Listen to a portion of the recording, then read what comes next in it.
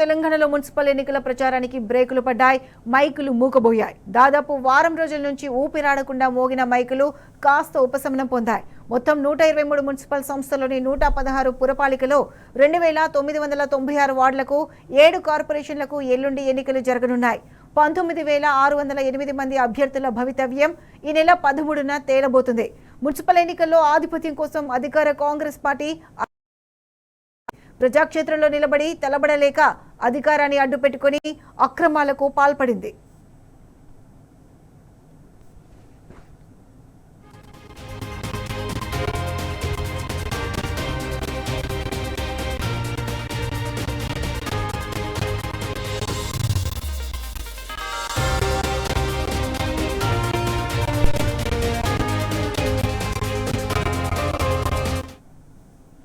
BRS అభ్యర్థులు బరిలో ఉంటే గెలవలేమని నిర్ధారించుకుని అనేక మున్సిపాలిటీలో కాంగ్రెస్ నేతలు దౌర్జన్యం కాండకు దిగారు.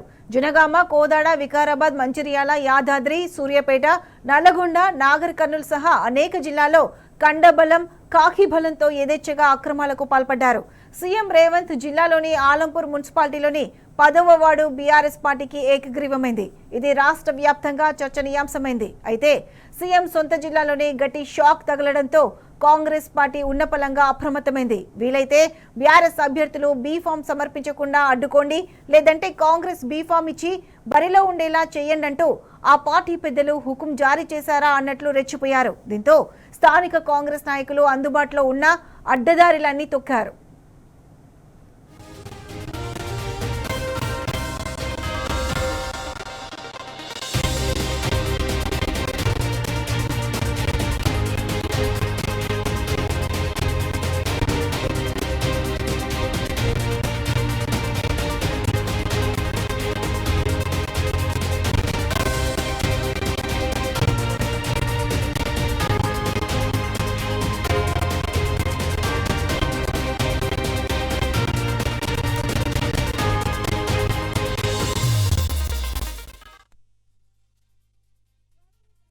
కు వ్యతిరేకంగా బీఆర్ఎస్ అక్కడక్కడ ఆందోళనలు చేపట్టింది. ఆయా మున్సిపాలిటీల పరిధిలోని ఎమ్మెల్యేల తీరుకు నిరసనగా దిష్టిబొమ్మలు దహనం చేశారు. కాంగ్రెస్ పార్టీ అప్రజాస్వామిక చర్యలను ఖండించారు. పంచాయతీ ఎన్నికల్లో ప్రజలు తగిన శాస్తి చేసినా కాంగ్రెస్ కు బుద్ధి రాలేదు. మున్సిపల్ ఎలక్షన్లలో దారులు తొక్కుతుంది. బలమైన అభ్యర్థులు బరిలో ఉంటే గెలవలేమని భావించి అనేక మున్సిపాలిటీలో బీఆర్ఎస్ అభ్యర్థులను కిడ్నాపులు, బెదిరింపులు, ప్రలోభాలకు గురి చేశారు. కాంగ్రెస్ నేతల కుట్రలపై బీఆర్ఎస్ శ్రేణులు భగ్గుమన్నాయి.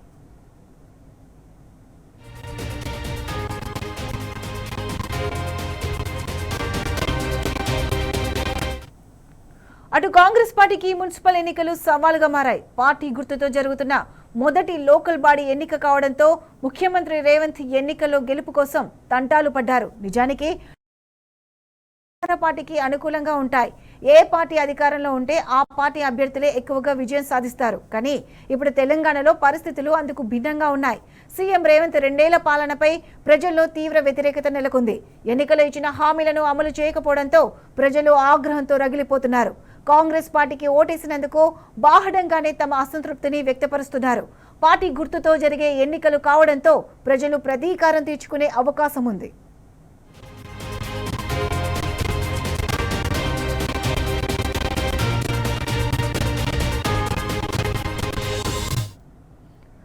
ఇటీవల జరిగిన పంచాయతీ ఎన్నికల్లో ఊహించని విధంగా బీఆర్ఎస్ అభ్యర్థులు విజయం సాధించడంతో కాంగ్రెస్ పార్టీలో టెన్షన్ మొదలైంది. పార్టీ ఫిరాయించిన ఎమ్మెల్యేల నియోజకవర్గాల్లో టికెట్ల కేటాయింపు ఇన్ఛార్జ్ మంత్రులకు తలనొప్పిగా మారింది. ఈ విషయంలో జగిత్యాల నియోజకవర్గంలో మాజీ మంత్రి జీవన్ రెడ్డి వర్గం తీవ్ర స్థాయిలో అసంతృప్తిని వ్యక్తం చేసింది.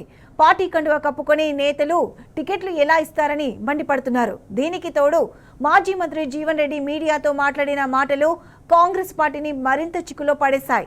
అటు గద్వాల నియోజకవర్గంలో కాంగ్రెస్ ఇన్ఛార్జ్ సరిత తిరుపతయ్య వర్గానికి కేటాయించిన సీట్లను ఎమ్మెల్యే బండ్ల కృష్ణమోహన్ రెడ్డి తన వర్గానికి చెందిన వారికి కేటాయించడమే కాకుండా బీఫామ్ కూడా ఇవ్వడం వివాదాస్పదంగా మారింది. దీంతో రగిలిపోతున్న సరిత వర్గం గద్వాలలో సహకరిస్తుందా లేదా అనే ఆందోళన కాంగ్రెస్ నేతల్లో గుబులు రేపుతోంది.